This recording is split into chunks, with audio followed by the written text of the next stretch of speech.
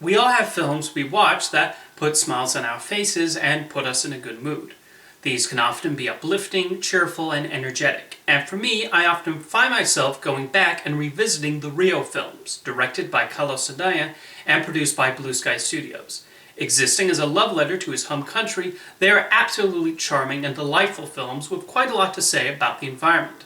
The concept originated with Saldanha, who wanted to create an animated film set in his hometown of Rio de Janeiro. Brazil had previously been brought to animated life in Disney's Saludos Amigos and The Three Caballeros, and while Saldanha did watch those growing up and enjoyed them, he felt they represented more of an American point of view, and he hoped to create something authentic with Rio. The original story idea was centered on a penguin who winds up in Rio, but the releases of Happy Feet and Surf's Up led to that being abandoned, so it would not look like they were jumping on the bandwagon. Instead, the main bird became a Spix macaw, an endangered species whose population has sadly dwindled to the point where they're now extinct in the wild. This informed the entire story of Rio as the characters attempt to save the species. So the movie exists as both a celebration of Rio de Janeiro and an environmental tale about respecting nature and the animals that reside there. To authentically portray the city, Saldanha brought a team of artists to Rio to capture every aspect, from the beaches, to the streets, to Carnival, to the Christ the Redeemer statue.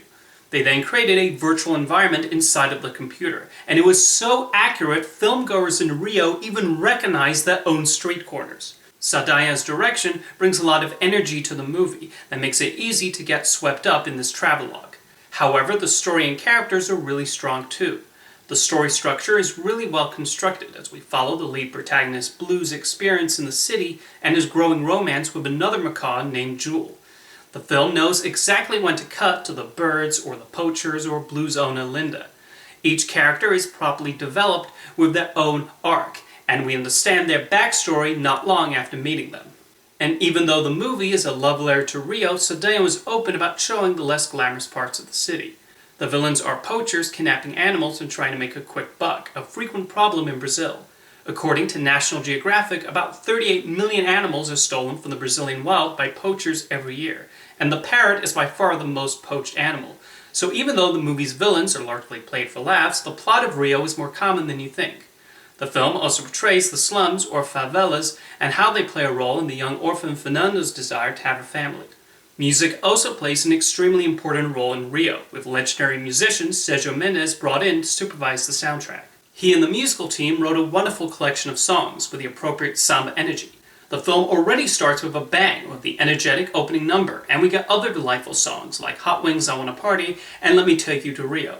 Jermaine Clement even co-wrote a song for Nigel, the villainous cockatoo he voices in the film. He brings the expected Flight of Conchords-like humor and rhythm, and it works in explaining the character's backstory and motivations. And Mendes recorded a new version of Mas Que Nada, the song he turned into a massive hit in 1966, which plays during one of the most pivotal scenes in the film.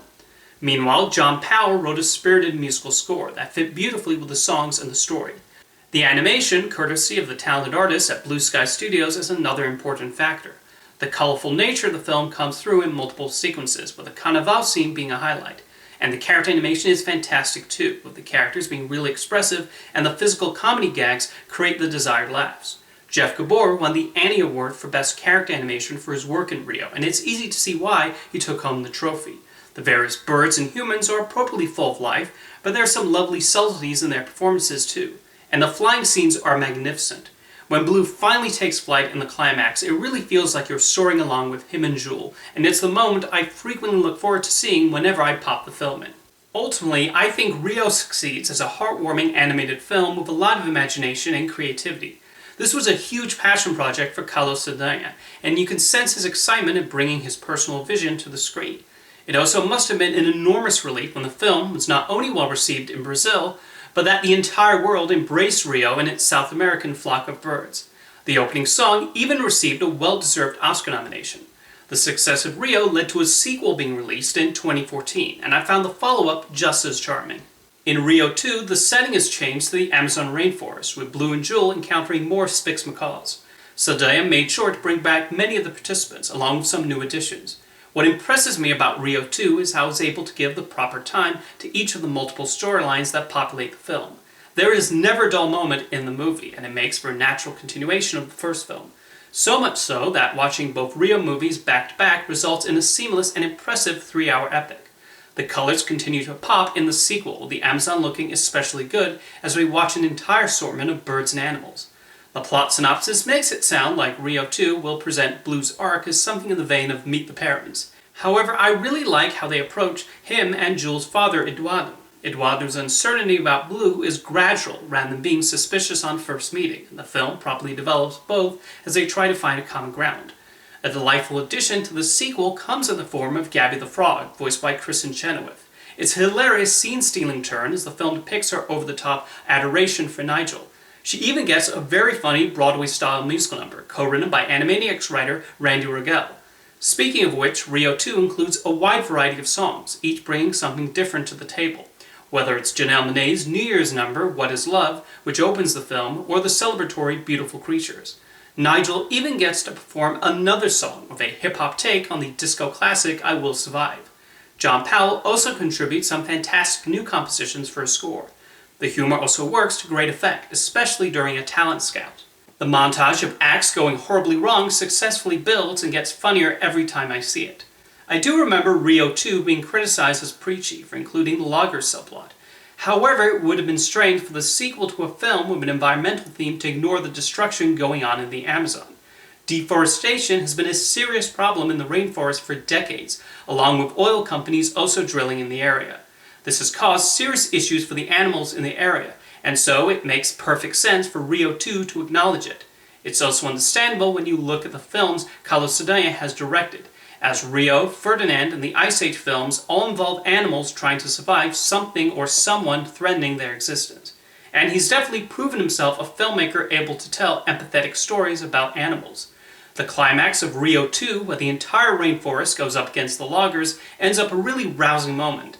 And watching these movies, I just really like hanging out with these birds and other colorful species that populate the settings.